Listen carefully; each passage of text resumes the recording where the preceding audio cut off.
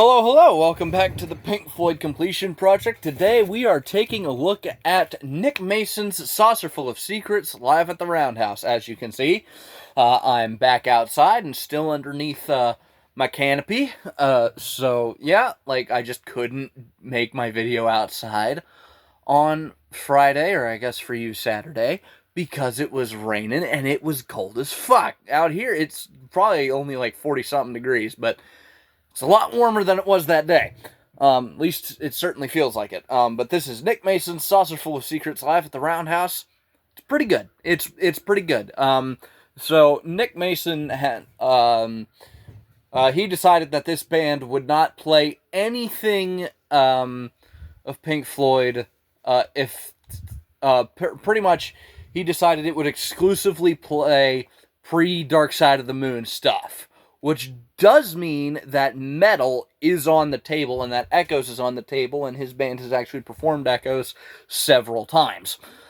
But it also means stuff from Obscured by Clouds actually gets some time in the limelight. And he does that on this album as well. Now, this album does not contain a performance of Echoes. If I can find a I will find a performance of Echoes and link that in the description below, but this band is pretty damn good.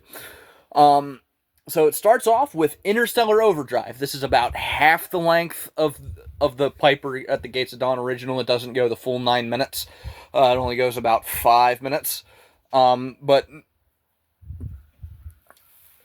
yeah, Nick sounds as energetic as ever. Both guitarists do a great job, and the organ sounds fucking awesome. The guy that he got to play organ sounds amazing. He picked very well in that department. This dude plays very much like Rick. John Caron, yeah, he played with Rick, but he never quite gets it. This guy does. He really, really nails it for the Rick stuff. And then it goes into Astronomy Domini. Guy Pratt and Lee Harris do an excellent job on the vocals. This is the best live version on streaming. Keyword on streaming, because there's an official version that the Floyd did that's not on Ummagumma, but you can't hear the vocals, so it's really nice to hear this. And this is even better than the Pulse version. I've never been the biggest fan of that version. I do think it's a good version. The song's fucking great. It's, if you get musicians who know what they're doing, they're gonna put in a great performance of the song. Lucifer Sam, I believe I said this in the original Piper at the Gates of Dawn video. Lucifer Sam sounds like a Bond song, and it really has the energy it needs. It really picks up the energy live. I really feel like this is the best version of the song. I really do. That got something I can't explain. It's so good. And then Fearless, my third favorite song off of Metal. I really do like Fearless. The vocals, kind of have the energy they needed. Dave always sung it in a little bit softer. So, Lee Harris's take on it, Dave's more like, fearlessly the idiot faced the crowd. Lee Harris is like, fearlessly the idiot faced the crowd. He puts in a lot more oomph to it, which I really do appreciate. But musically it's very faithful to the studio version, which I always appreciate. And then it goes to Obscured by Clouds. That's got, a very cool synth opening, arguably cooler than the studio album version. And then it's got a very similar anticipatory energy to when Genesis would do I Know What I Like live after Peter Gabriel left. They're even the same drum beat, so it's it's the same anticipatory energy. And then that transitions into When You're In, and of course, it's another excellent fucking performance. It's another excellent fucking performance. Again, this group of musicians really recreates this era of the Floyd well, and it really, really kills it. They really do. And then Remember a Day, like, I vastly prefer Rick's vocals. You know, it's the one where it's like, remember a day before today. That one. Like, apart from that, you know, it's pretty good. It's pretty good. That's gonna be a recurring thing here. Arnold Lane, this is the second best live version, after the version on after the version the Floyd did at the Syd Barrett tribute concert. You know, and then this organ solo is very, very Rick-like. I don't think Rick ever played anything like this on, like, with Arnold Lane. You know, he always very meticulously recreated the studio version on the versions of the song that I've heard. But this, you know, like, if let's go back. Let's say it's 1967 when the song just debuted and the Floyd are doing this live. I can see Rick doing a keyboard solo like this. I almost said it's Ray Manzarek like. No, it's very, very Rick like, and this is why I say that the guy on keys does a very, very good job, because he does. He really, really does. He does a very good impersonation of Rick. You know, Vegetable Man, which was a song that Syd Barrett wrote, and I don't think got released outside of the Relics compilation, and I don't think I've mentioned it up until now. But I have heard it. It's better than the original version, which is not difficult. If, which is off of Atom Heart Mother, If is kind of split in half, and sort of bookends Atom Heart Mother. You know, like right, and I wrote down, much like the original album, it's here. So, yeah, it's just kind of there. It's split in half, and then they do a very truncated version of Atom Heart Mother, of it, like, obviously a less extravagant version of Atom Heart Mother. You know, it's cut down to like 7 minutes. You know, they really only do the cool parts, like the bum bum bum bum bum bum bum bum bum bum bum, and the do do do do do do do do do do do, you know, and all the, like, other bits that you remember from that version, or that you remember from that song. It's, you know, it's very truncated. To be fair, I don't want them to do the full 20-minute one. I like the 20-minute version, but, like, it's not something I spin all the time.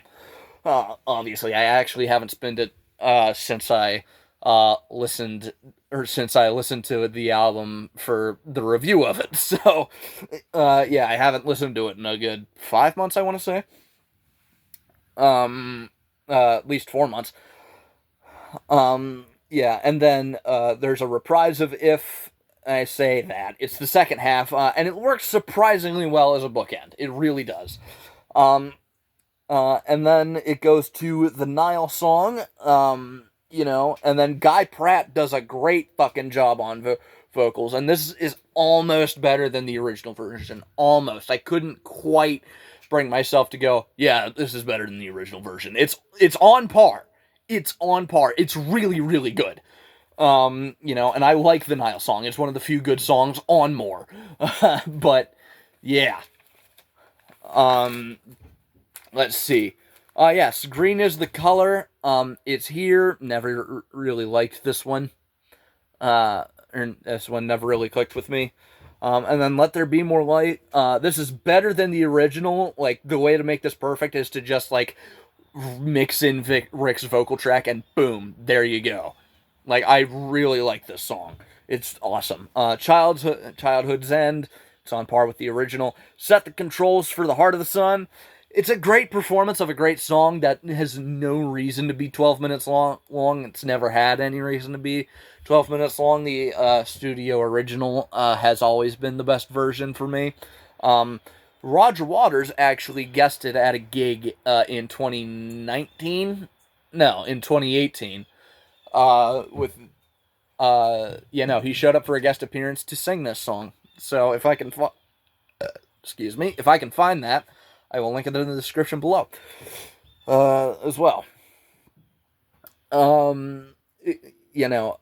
Nick is having a good ass time behind the drums on this one, and then it also devolves into musical incoherence that I'm sure is awesome to like watch and hear live, but like, if you like, even though it's, a recording of a live performance, obviously, because this is live at the Roundhouse, there's like something always gets lost. Something always gets lost in translation from being physically at the gig to listening to it without visuals, not there within the audience, just isolated in your own room or whatever.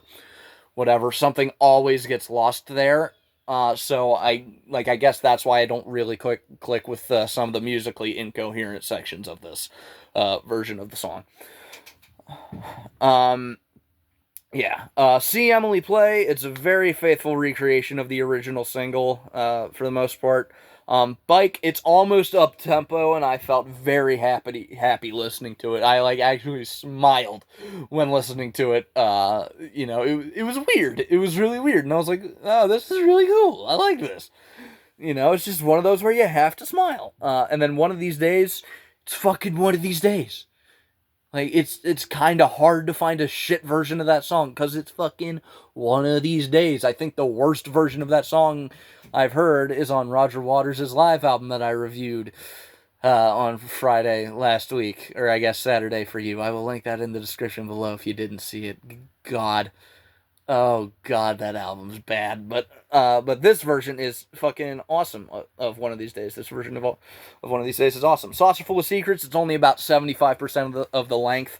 Once again, I've never really liked this song, apart from the second half on some versions. I understand why it's here. Obviously, it's the namesake of the fucking band. But it's not much better than the original, but the second half is, still cool. And then Point Me to the Sky, which was the last, non-album single that the Floyd ever put out. I don't remember if I mentioned it or not, but they put it out in '68, and it's not good. It's not great, and I know I can see why it wasn't a success.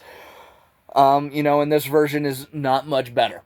So, yeah. Give it a listen. I do like it. It's a shame that it ends off on a kind of crappy song, or on a pair of kind of subpar songs. But apart from that, I do highly recommend this one. I don't think it's like an essential if you're a Floyd fan to own, but it's something that if I see it at like a used CD shop or a used record shop, I might pick it up.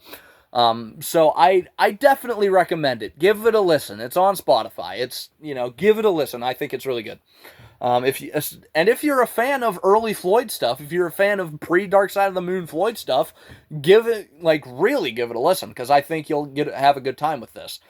Personnel, Gary Kemp on vocals and guitar, same thing with Lee Harris, and then Don Becken on keys. He does a very fine job with it.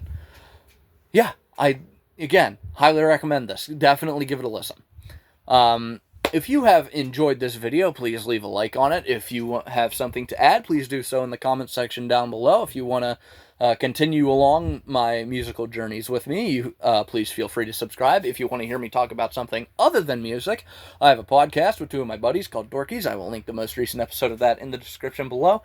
And if you want to hear what I happen to be listening to that day, or a 15-second segment at least, you can follow me on Instagram at Sean_Heastern1979. I post a 15-second segment of a song on my story there every single day. And with that, I would like to thank you all very much for watching, and I'll see you in the next one, which will be Roger Waters, the Lockdown Sessions. At least this one's not going to be 2 fucking hours long.